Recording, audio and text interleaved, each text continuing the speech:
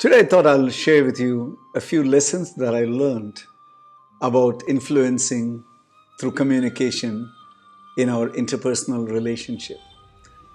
In the earlier videos, I was talking about making tough choices in life, and as a follow-up, in one of the videos I talked about the need for recognizing the influencing patterns and to be a facilitator influencer in the communication rather than taking very strong debating society kind of stances that either I win or you lose or you win and I lose kind of point of view.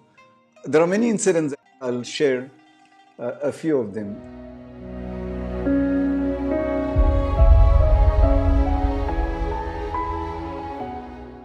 The first one that I would like to talk about is one of those difficult situations in my own life and the communication from my father and what I learned out of that. This was the time I was just about 24, and we are 5 brothers and 1 sister. I'm the third son, which means I had 2 elder brothers. And it didn't happen to the others, but I fell in love. And I fell in love with the girl next door. Of course, she was known to the family. She was liked by the family. But in terms of traditional, kind of mindset, typically the eldest one in the family gets married and the next one and the next one in those good old days. But I had made a promise to my girlfriend that I'll get married to her in 1 year's time. And I made the promise when I was 23 years old. Because I was just getting into a job. And I thought she was staying away from her parents. So she had her own kind of challenges and anxiety. She was staying with a relative. And she wanted as quickly as possible to, kind of move into the next phase of getting married and we can set up our own kind of place. Now, everything was fine. Except, I didn't realize this, that when I broke the news and told my parents, my mom, that I'm planning to get married in the next 1 year's time, she was completely shocked. I think so was my dad. Dad was a lot more pragmatic and understanding, but even he was taken aback. So a couple of simple questions. You are 23. What is the hurry? Why would you like to do this in a rush? I mean, your elder brother is still about 26, 27. He's got to still get married and the next one. I mean, you have another 2-3 years. You establish yourself in the job, so on and so forth. But they say love blinds your eye. I think it blinded everything about me. So I said, no, I made a promise and I got to get married to this girl in the next 1.5 years' time. I think the family found it very difficult to digest. No particular reason to resist, but the fact that it was a difficult kind of a acceptance and choice, because normally in families, this overtaking doesn't take place. And I think that is the challenge. It would have looked very different. And I think they were mentally not ready for that. They said, yeah, he can get married to her. We all like the girl. But why can't he wait? There's no need for this, kind of mad rush into things. But I said, no, I'm getting married in the next 1.5 years. So there was a lot of heated discussion, drama, tears, swelling. And one of those days, as Dad was stepping out, he worked in Air India during those times.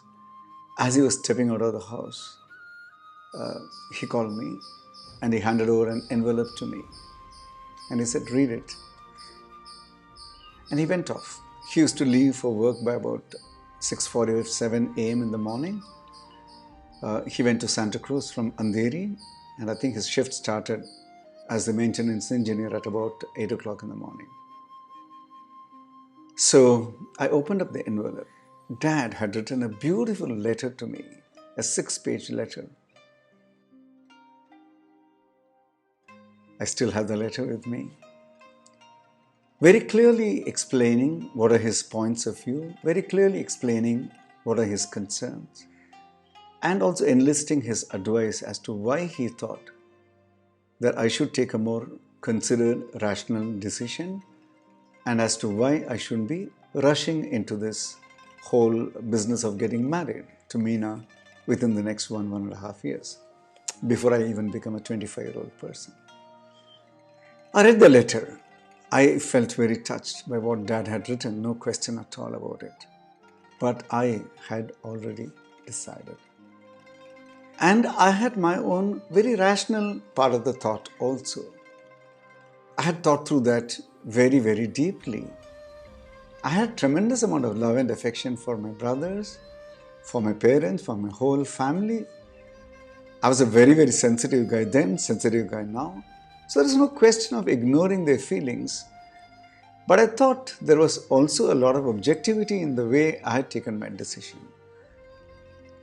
So 2 days later, as Dad was again leaving for work, and that year he was getting retired, as he was leaving for work, I was waiting in the veranda, and as he was about to step out, I said, "Dad," and he said, "Yes." I said, "Here's a letter." I had written an 8-page letter. As I replied to his letter, he took the letter. And after a couple of days, I asked him, "Did you read the letter?" He said, "Yes, I read." "All right, so you made up your mind." You know, one of the most beautiful things that I learned from my dad in this whole episode was what I call as dignity in influencing, dignity in communicating. It was a priceless lesson. He knew that within the house, and we were in a 2-bedroom apartment, 6 children, the 2 parents, and to have discussion would normally land up becoming some kind of a loud communication, maybe sometimes argument. But here he was making his point so very clear and giving me the option to reflect and think through, and then my own response in very similar kind of way. So finally he told Mom, "Whatever your decision is okay, but I have made up his mind. Whenever he wants, I'll come and conduct his marriage." I learned one hell of a lesson from Dad. Dignity in communication. And till date, I find that was one of the most valuable lessons that my dad gave me in my life about influencing. Dear friends, influence with dignity. Facilitate communications with a sense of respect, deep engagement, and consideration for the other person. All the best. Goodbye.